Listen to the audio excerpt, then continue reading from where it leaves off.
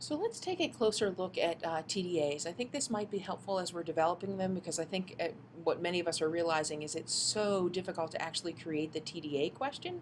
So we want to look at some more examples and look at the things that must be included and also talk about the things that we want to avoid.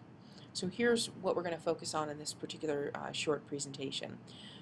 What needs to be included in the prompt, what we want to avoid, what are some pitfalls that we sort of find ourselves getting tripped up in, the importance of the essential understanding or developing that essential understanding, and then ultimately we're going to look at some TDAs that have been written and have not been the best TDAs.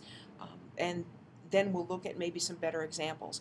I think what's critical to know in terms of exploring those non-TDAs, the ones we're going to look at today, are ones that were developed by the Department of Education, the Center for Assessment, and the testing company, DRC. And not until we actually had students try to answer those questions did those folks, who are clearly the experts, begin to realize that some of these questions weren't great. So keeping that in mind, if you're feeling challenged to develop the questions, don't be overwhelmed. Just hang in there. Even some of the experts, until kids answer them, aren't sure that they're the right questions and discover that they aren't. So let's go ahead and take a look at a few things to consider. So when developing a TDA, it's really important to remember that students are always, regardless of the grade, they're always going to be asked to write an essay.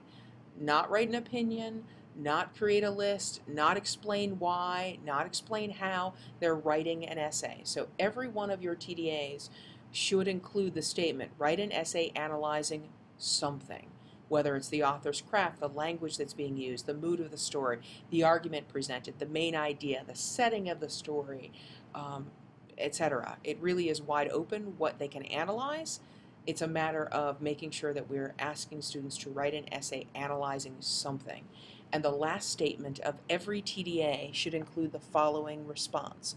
Use evidence from the text to support your response. And this is where we want students inferring or explaining how the evidence infers or makes connections to their response. How does the evidence support the response that in fact they have developed? So what are we going to avoid? Well, we're teachers and we love our kids and we want to support them. So there are some things that we accidentally put in our questions. We want to make sure that students are analyzing. That's the critical component of this question. In developing TDAs, TDAs are designed to assess students' ability to analyze text, which is one of our state standards. So we want to make sure students can't just guess an answer or make a statement and then list evidence, right? That's not really analysis. We also need to avoid leading our students to a specific answer by including too much in the question. And a lot of times we feel like we're scaffolding in the development of that question.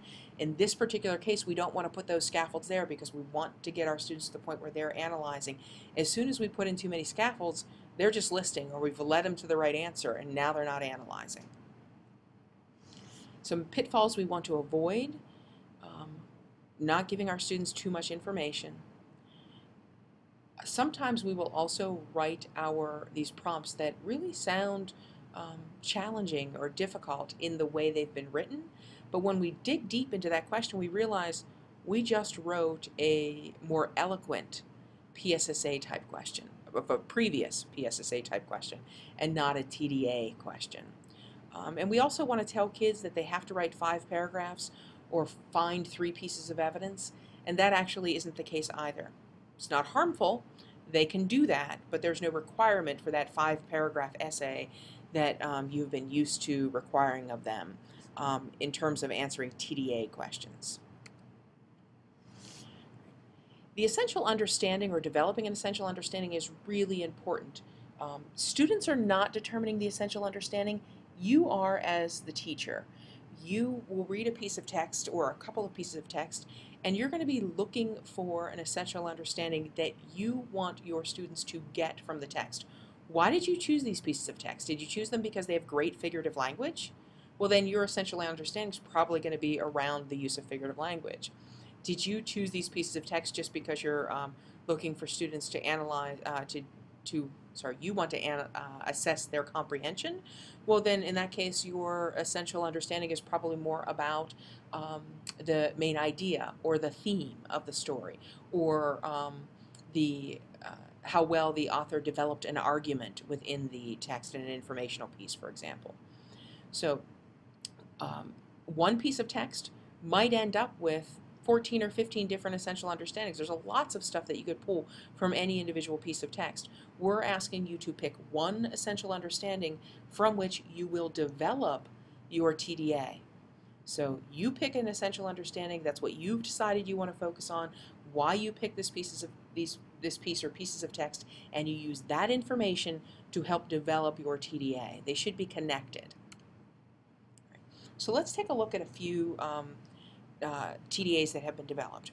Over the next few slides, you're going to see 3 different released items from the Department of Education. In the PSSA item samplers, you see a number of questions, open-ended responses, TDA questions, and multiple choice assessment items that have all been released by the department. They have been released because they weren't great items. Doesn't mean they're bad items. You certainly can use them for the purpose of looking at the structure or what to expect on the test. But they're not great items. There's something that's a little off about them. So when you use them, you need to use them from that perspective. They are not exemplars by any stretch of the imagination.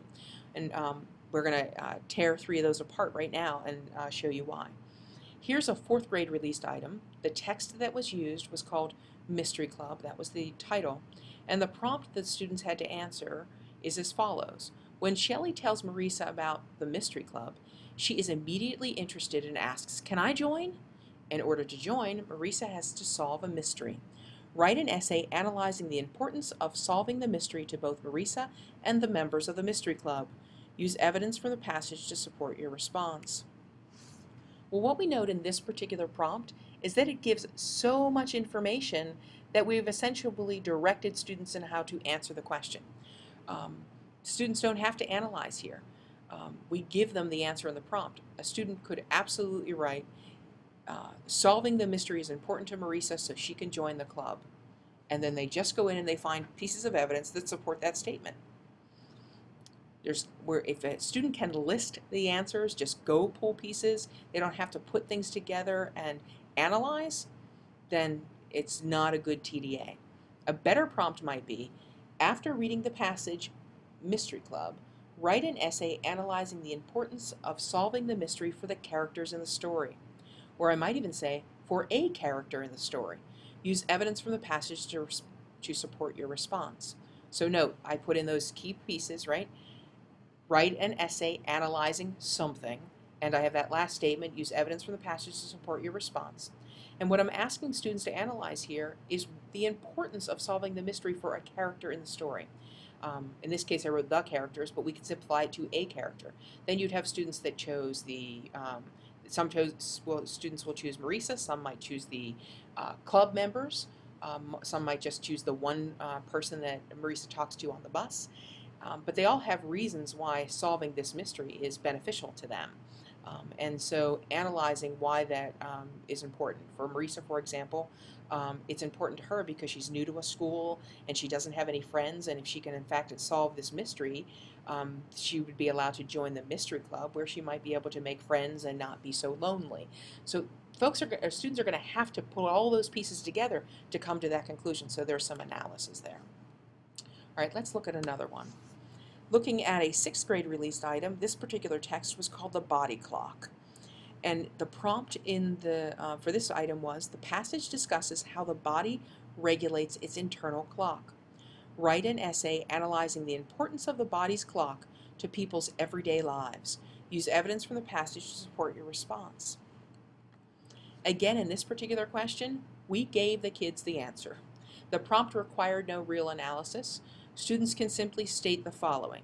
The body clock is important to people's everyday lives because, and then list a few reasons that they find in the article. And they're done. No analysis, pure listing. The other thing is the piece of text, if you I'm sure wouldn't all have read it. The piece of text doesn't actually state the body's anything about the body's clock. It's just in the title. Otherwise, it doesn't say anything about an internal clock. You quickly realize in the story that the body doesn't really have a clock. So a better prompt might be, this passage discusses how the body regulates many functions within itself. Write an essay analyzing why the body clock is an appropriate title for this passage. Use evidence from the text to support your response. So now students are going to have to go look at all the things that they list in there that the body does and figure out why that's related to the title, the body clock, and determine whether or not it's an appropriate title. That's analysis. Okay, let's take a look at the next one. This 8th grade TDA, the text is an editorial, and the title is Teens Are Going to Extremes with Texting. And the prompt that was released was, the editorial focuses on teen use of text messaging. Write an essay analyzing how the author develops the main argument in the editorial. Use evidence from the editorial to support your response. Now the beauty of this one is, on the surface, looks like students are going to have to analyze. They're going to have to analyze how the author developed this main argument, what are the processes that are the pieces of text that this author uses to build their argument, and do some analysis there. That's on the surface, but what we found when we look at student work is that students wrote an essay that just detailed step by step the order of the ideas that were presented by the author. They just listed and said the author, the author developed the main idea by, and then they just listed those things. So it ended up being, even though we thought it was a good analysis question, when the students wrote their answers, turned out to be not the case. So sometimes, even though we write what we think are really good questions, until the students answer them, do we really know whether or not it was a good question? If every student is answering the exact same way in the same process, there probably wasn't a whole lot of analysis conducted if you get 24 essays that all seem to be relatively the same. A better prompt might be, the editorial from the Jersey Journal attempts to persuade the reader that students spend too much time texting. Write an essay analyzing the effectiveness of the author's argument. Use evidence from the text to support your response. So in this case, students would actually have to go in and figure out whether or not they thought the author's argument was persuasive enough. Were there enough pieces of evidence in there to convince the reader that in fact students are texting too much? Or are students in disagreement with that? I'm guessing we're going to have students that would have varying opinions there. And so again, the same setup, right? Write an essay analyzing something and use evidence from the text to support your response. Those two key pieces are important. We also want to be careful that we're not giving students too much information and leading them down the path of one particular response. We don't want to put so much into a question that we've really sort of scaffolded them to the thinking, which means we did the thinking and not them. I like to steal a phrase from Charlotte Danielson and ask myself on a pretty regular basis, who's doing the thinking? Because if the students are doing the thinking, they're doing the learning. But if I'm doing the thinking, I'm doing the learning. And believe me, I want to learn, but when I'm working with my kids, I want my kids to be the ones that are learning as well. So I hope this is helpful in the development of TDAs. We're going to continue to work together and strive for improvements together. I think the important piece to note here is even PDE and DRC, who are supposed to be experts in this area, even they sometimes don't hit the mark.